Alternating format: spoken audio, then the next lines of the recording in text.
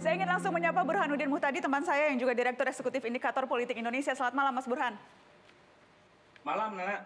Nah, tadi kita terputus ketika lagi berdebat seru soal bagaimana menilai kehidupan berdemokrasi di negeri ini. Anda, saya tahu, pernah membuat studi tentang hal itu. Boleh di-share ke kita? Jadi nilainya berapa? Apakah memang kehidupan berdemokrasi kita membaik atau menurun, Mas Burhan? Ya, survei terbaru kami bahkan dari Indikator Politik Indonesia, sebagian sudah kita rilis hari Minggu kemarin, memberikan kredit terutama dalam penanganan dampak COVID dari sisi ekonomi, tetapi dari sisi demokrasi itu kritik dengan full force dari publik. Karena hasilnya sebagian besar responden kami mengatakan ada penurunan kualitas demokrasi di Indonesia. Indikatornya apa, Mas Burhan? Indikator turunnya kualitas demokrasi apa misalnya? Ada 4 pertanyaan yang kita ajukan, Nana. Pertama adalah apakah kondisi demokrasi sekarang itu lebih buruk, lebih tidak demokratis, misalnya satu. Yang kedua, sama saja atau lebih demokratis. Sebagian besar mengatakan lebih buruk demokrasinya. Kemudian kita juga tanya, misalnya apakah sekarang masyarakat lebih takut atau tidak menyampaikan aspirasi atau suaranya, sebagian besar juga mengatakan lebih takut. Kemudian kita juga tanyakan pertanyaan, apakah sekarang masyarakat lebih khawatir untuk berdemonstrasi atau menyuarakan protes, sebagian besar juga menyatakan bahwa kondisi sekarang masyarakat lebih khawatir untuk menyampaikan protes. Termasuk soal aparat keamanan, itu juga dianggap lebih sewenang-wenang. Oke, saya ingin lempar langsung kalau begitu ke Mas Dhani. Jadi orang lebih takut sekarang. Oh, belum selesai, silakan Mas Burhan. Terputus tadi, silakan. Memang ini kondisi yang tidak unik Indonesia, Nana. Ya, kalau kita lihat misalnya studi dari Freedom House tentang Indonesia, kita sudah turun rankingnya dari full free 2013 di ujung pemerintahan Pak SBY sampai sekarang itu kita drop ya kondisi demokrasinya. Apalagi kalau kita runut dari The Economist Intelligence Unit ya, kita sudah masuk float demokrasi ya. Itu.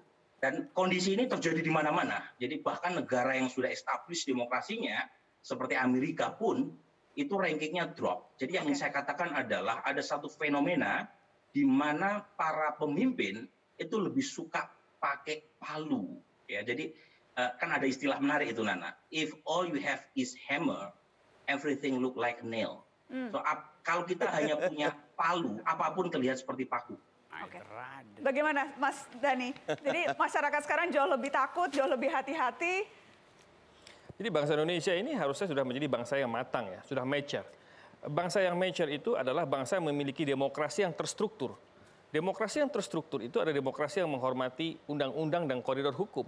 Jadi kita mesti pisahkan mana yang disebut dengan represif, mana yang disebut dengan koridor hukum. Kalau pakai ukuran tadi misalnya orang sekarang lebih takut untuk mengekspresikan pendapat. Ini juga survei Kompas juga begitu. Ketika ditanya persoalan bidang politik keamanan yang dinilai paling mendesak, 33,5% mengatakan kebebasan berpendapat adalah problem terbesar saat ini. Bisa saja orang merasa takut karena melihat banyak case di lapangan yang berdemonstrasi lalu kemudian ditangkap. Padahal lupa nih, masyarakat juga mesti harus tahu bahwa kenapa ditangkap. Why-nya itu harus jelas. Karena ada pelanggaran hukum. Jadi demokrasi yang terstruktur mengajarkan kepada compliance terhadap azas, compliance terhadap hukum. Nah, jadi masyarakat juga harus tahu background kenapa ini ditangkap.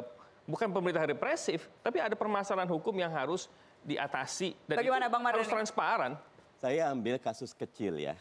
Ada Ustazah Kinkin Anida dilaporkan karena mengupload cerita Undang-Undang Omnibus Law. Keluar surat penyelidikan 8 November. 8 November juga keluar surat penyidikan. 9 November keluar surat penetapan sebagai tersangka. 9 November jadi ditangkap 2 hari, Nana. Padahal beliau sudah menghapus postingannya itu. Ayo kita lihat kasus kecil. Sahganda dan teman-teman, apa maksudnya dengan diborgol? Tidak berpikirkah? Nanti di media jelas. Petinggi Polri mengatakan awasi dan intai mereka-mereka yang anti Omnibus Law. Omnibus Law itu politik praktis, polisi itu alat negara. Polisi tidak boleh mendukung yang pro atau mendukung yang kontra Omnibus Law. Tugas polisi menegakkan peraturan, disiplin, dan tata order. Ini menunjukkan betapa Pak Jokowi berdiam diri, seorang pemimpin yang berdiam diri tidak layak untuk memimpin. Mas Aryo Bima? Oh ya, jadi pembungkaman terhadap suara kritis pada pemerintah, saya melihat justru diberi ruang yang begitu luas. Pelembagaan dalam sistem pelembagaan demokrasi termasuk di ruang publik, di dunia media. Harus dibedakan mana yang kritis dan mana yang intrik. Kalau intrik yang kemudian menghasut, yang kecenderungan destruktif dan berdampak pada tindakan-tindakan anarki, itu murni hal-hal yang bersifat hukum. Dan siapa? Yang bikin kita juga undang-undang IT, gitu loh. Jadi ini harus dipisahkan mana yang kritis dan mana yang intrik. Jadi Anda menolak kalau dikatakan pemerintah kerap kali berlebihan menanggapi kritik? Oh iya, semua dalam konteks hal yang menyangkut tindakan hukum, bahwa kebetulan mereka adalah kelompok kritis, itu hanya jangan kemudian. Tapi dengan diborgol, kemudian dipakaikan baju mereka bukan kriminal. Nah, kita bangunan hukum dulu, bahwa tindakannya perlu ada suatu. Itu catatan besar karena di era sekarang masih ada perlakuan yang seperti itu, begitu loh. Ya, kalau tentang perilaku proses penangkapan, itu perlu ada suatu hal yang perlu didiskusikan karena justru karena dia memborgol atau tidak juga bagian daripada prosedur yang mereka lakukan. Yang mau didiskusikan borgolnya ini masalah apa dulu? Masalah kesalahan dulu, borgol atau memang dia melanggar suatu tindakan yang memang tidak persoalan ini masalah saya pikir banyak bias ya. Ini masalah bagaimana kita membuat bermartabat dalam bernegara. Bab kecil itu menentukan. Kalau demokrasi diinterpretasikan semua gue dengan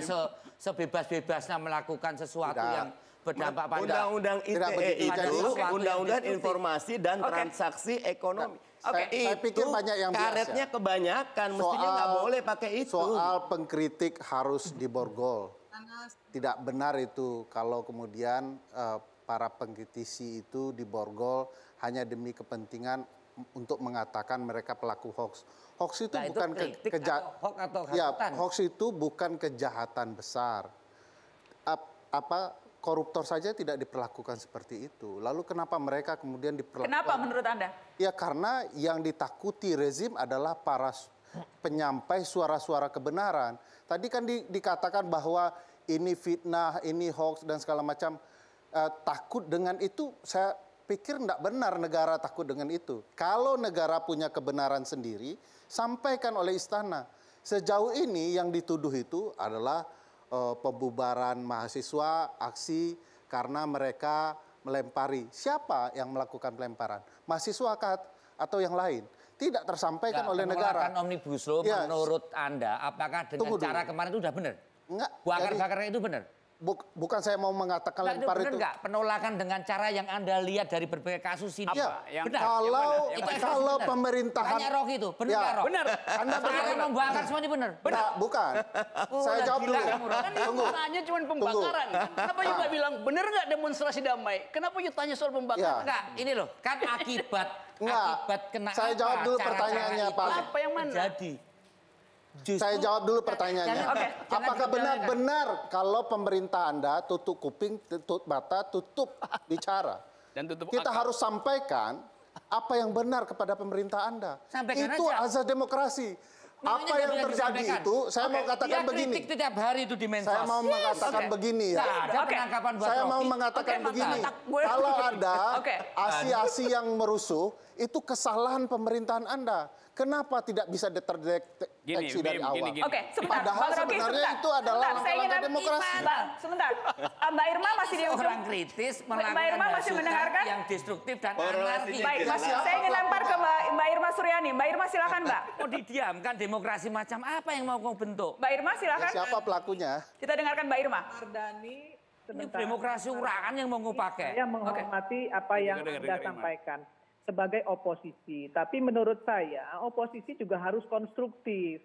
jangan juga menjadi oposisi yang destruktif. Artinya begini, kawan-kawan kami ini kan ditahan karena ada yang melakukan penghasutan melalui media. Dan itu buktinya ada di polisi. Nah kalau itu dilakukan penangkapan, apakah itu salah? Enggak salah.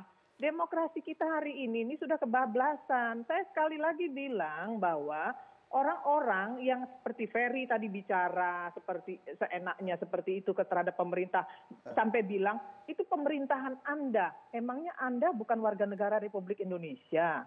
Pemerintahan yang mana yang Anda akui? Kalau Anda nggak mengakui pemerintahan ini ya silakan pergi ke luar negeri.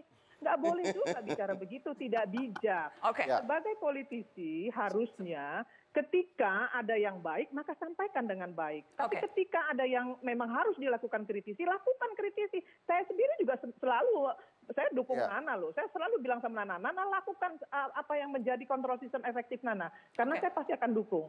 Kenapa? Karena itu menjadi kontrol sistem yang efektif terhadap pemerintah. Pemerintah nggak boleh juga absolut. Mbak Irma, nanti saya kasih kesempatan Bang Ferry dan Bang Rocky untuk menanggapi setelah Pariwara. Nanti ada pertanyaan yang khusus tadi, pernyataan yang harus ditanggapi spesifik setelah Pariwara, tetap di sini.